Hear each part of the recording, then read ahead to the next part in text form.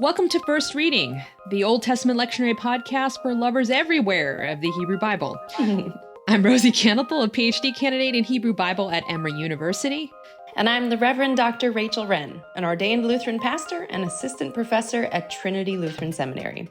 Our most excellent co-host, Tim McNinch, is off this week.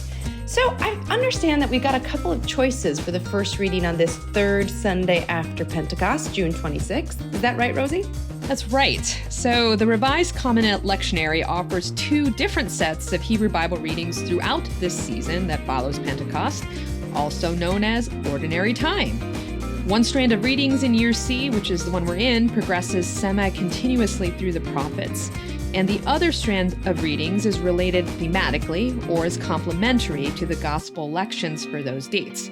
Now, it's a little complex, but the Consultation on Common Texts, which designed the lectionary, designed it to make use of one of either of these strands. But once a preacher selects a strand, it should be followed through to the end of the season. That's at least the advice by the Consultation Committee. Okay, nice. So there's a potential right now or an option for preachers to make a call on which strand to use, the semi-continuous readings on the prophets or the thematic first reading that's connected to the Gospels, and just kind of roll with that through the summer. Right, exactly. Now, practically speaking, during the summer, when congregants might be missing Sundays for travel more often, it made good sense to me to use the thematic or complementary first reading to the gospel lection. And that's sort of my take, but I wonder what you think of that choice for preachers, Rachel. Have you got any advice? Yeah, no, I think that makes a lot of sense. I was in Lake Country when I was serving as a pastor, and so we had many congregants who would work during the week, and then on the summer they would go out to their campers on the lake, and that's where they would spend the weekends, at least a couple of times a month. So the idea of sporadic attendance is not going to be new to anybody serving during the summer, that's for sure. Good. Okay, so I'm going to go with that. The nice thing for me that I'm leading this week is that both of the options for the first reading, in case of preachers considering them, address a relationship between the great prophet Elijah and his successor, the prophet Elisha. The first reading for this week, whether it's from 2 Kings 2, verses 1 through 2, 6 through 14, that's the semi-continuous reading, or 1 Kings chapter 19, verses 15 through 16 and 19 through 21, which is a thematic reading, both concern this sort of central relationship between Elijah and Elisha. Okay, nice. So both readings address the prophets Elijah and Elisha, or Eliyahu and Elisha. Exactly. So which track have you chosen to take us through? I am going to take us through the thematic or complementary reading this week, which is 1 Kings chapter 19, verses 15 through 16 and 19 through 21. The first reading from 1 Kings 19 is short. It's only about 5 verses, but it's strangely clipped. And I don't think this is especially helpful for congregations to listen to. The 5 verses from 1 Kings 19 really need context and background because it picks up and cuts around a set of narratives that concern the passing of the mantle, the prophetic mantle, from Eliha to Elisha. This story of Elisha's prophetic call has a connection to the gospel reading from Luke 9 for this date, but we'll have to take our time getting there, which includes just putting the context and background around the 1 Kings 19 reading before we can jump to the gospel. Oh, I love this. This is my favorite way to do a sermon. Start with the OT and move to the new T. Nice job. Okay, so take us through it, Rosie. Okay, so like I said, the verses from 1 Kings 19 are thematic Old Testament reading for this week, badly need context. Our passage comes after Elijah has fled into the wilderness of Beersheba to seek refuge with God after having put to death all the prophets of Baal. The massacre, the bloodletting of the prophets of Baal in 1 Kings chapter 18 made Queen Jezebel rip-roaring mad, and she's sworn to kill Elijah in retaliation. Elijah then runs for his life. He's mentally and physically exhausted, depressed, and scared. And Elijah asks God to just kill him and end his misery. It's a pretty dark moment in Elijah's career. But instead, God decides to provide him with food and water for a journey of 40 days and 40 nights to the mountain of Horeb, also known as Mount Sinai, the place where Moses encountered God. So we've got a text that's really laden with all of these back imagery that brings Elijah and Moses into conversation with God. So in this cave on Mount Horeb, which is also Mount Sinai, God asks Elijah a direct question. What are you doing here? I love kind that of question. A great question, right? Elijah explains that he is the only one left in the world who is faithful to God, and he is being hunted down too. Oh, I love Elijah so much. He is just for He's so so many dramatic. reasons. I know. So many reasons. It's just just reminds me, me of a God. toddler prophet. Yes. This is the worst day of my life. Kill me. Yeah, exactly. So iconic story of Elijah encountering God. We've had fun with this story on the podcast before. Yes, exactly. And I want to point listeners back to firstreadingpodcast.com for those back podcasts where you can get some of the important background for the first reading today. I think both you and Tim have addressed this passage, and I just want to encourage listeners to go ahead and check that out if you're interested. But to offer a brief recap on what precedes our reading in 1 Kings 19, those 5 verses, God commands Elijah to stand on Mount Sinai as God passes by. It's very dramatic. Mm-hmm. Elijah experiences wind, earthquake, fire, these cosmic moments. But it's the sound of sheer silence, a really beautiful, mysterious part of the Hebrew text that signals God's presence. And out of that deep silence, God asks that question again, which is super loaded. What are you doing here, Elijah? Elijah simply repeats his claim that he's the only one left in the world who is faithful to God, and he is being hunted down too. Oh, you did such a great job of describing that. And it occurred to me that it's like Elijah is at the height of drama. And so God is like, okay, Elijah, you want to be dramatic? I'll be dramatic too. And there's earthquake and fire and all this kind of stuff. And then the sound of sheer silence. Yes. Yeah, that's awesome. So Elijah thinks he's the only one left, even after all of that. And then he's about to disappear as well. Right. So we've got this dramatic crux that's filling in our first reading for this week, which comes at the tail end of 1 Kings 19 after all of this. And these 5 verses are essentially God's response to Elijah's claim that he's the only one left who's faithful to God. God informs Elijah, no, there are yet 7,000 in Israel who are faithful. It's a symbolic number or kind of a perfect, complete number, 7,000. And that Elijah's hardly alone in the world in his faith. God sends Elijah back into the world now with a final 3-fold mission. First, anoint Hazael king of the neighboring kingdom of Aram, then anoint Jehu as the next king of Israel, and finally, pass on his prophetic mantle to his successor, Elisha. It's always struck me as so interesting that Elijah's final task is to step outside of Israel and to rearrange the political and spiritual order of not only Israel, but its neighboring rival. Why not? What's the connection there, God? I know. I think it was actually shocking to me to see that, is that we've just watched Elijah appear to us as this frightened, exhausted, depressed, even sort of dramatic toddler type moment in 1 Kings 19.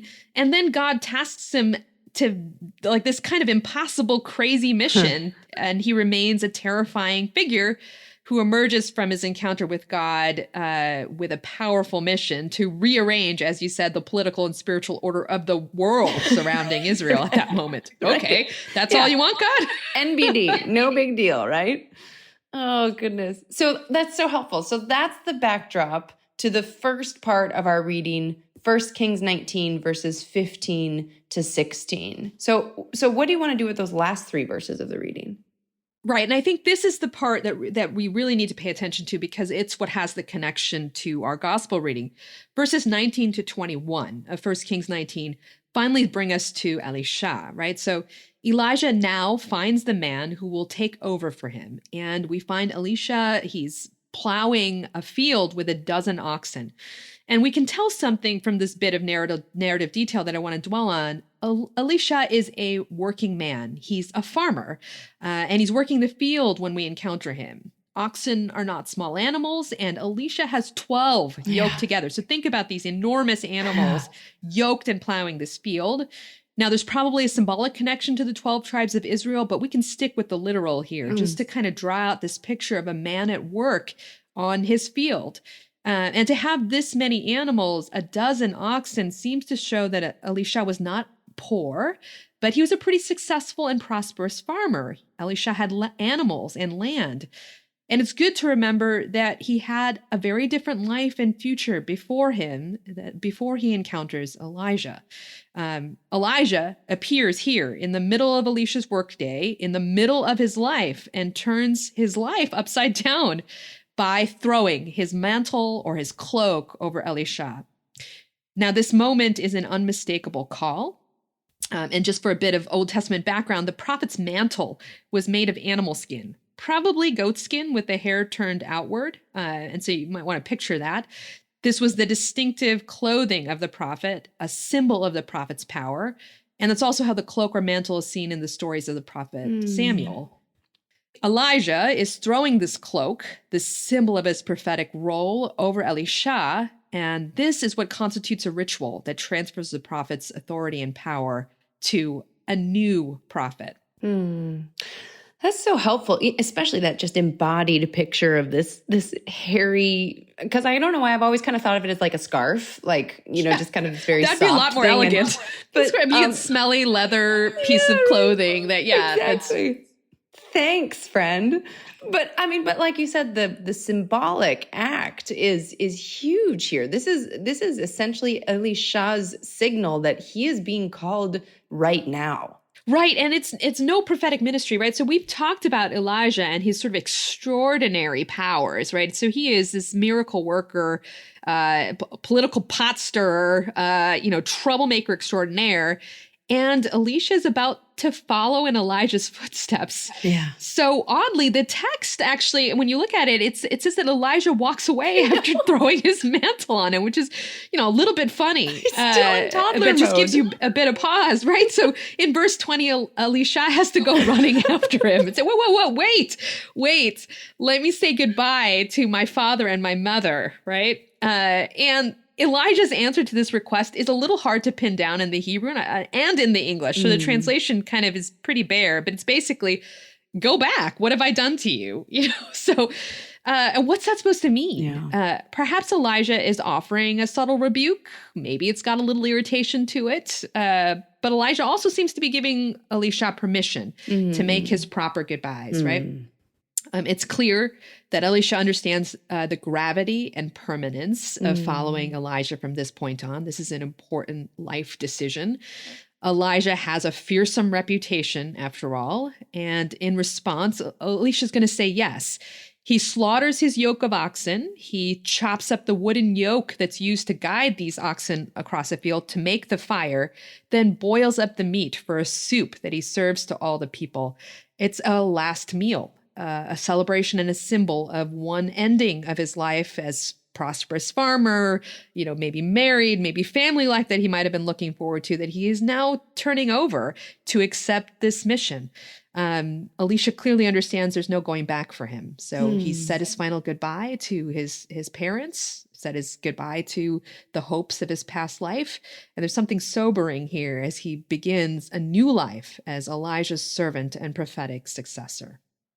That's such a helpful kind of hovering over that moment, Rosy. I'd never really thought about it before, but if you're picturing this prosperous farmer with these oxen, and he takes these yokes and he chops them up for firewood. But, if you think for a minute, where did he get the yokes? Did he make them? Like, were these hard-earned hours of sweat, blood, and tears that he is willing to take and really destroy, like he's destroying the life he would have had. That is a really sober moment. And I think that's really smart of you to point that out. Yeah. And I think you're pointing out too, the idea of sacrifice, which is here, right? So for so many of us, as we make these large life decisions, I don't know, we might also think about what are those instruments in our life that we would, have to break down, destroy in order to start something new. It would be like burning my books or something like that, to say I'm going to choose this new way. And there's, I don't know how our listeners might be thinking about their own lives, but those major decisions in our lives, those turning points where we have to make room for something new. There's something there to me that I was dwelling on is, what would I be saying goodbye to in order to say yes to a new mission from God? And that's, a significant maybe moment of refracting across your own life and your own accomplishments and the things you maybe left behind to have the life that you have now. Well, it makes me think of, the tool. I never burned my tools as a pastor. And in some ways I got to take them with me, and you got to take some of your tools as a lawyer as well. But there's also loss there, of a different life that could have been.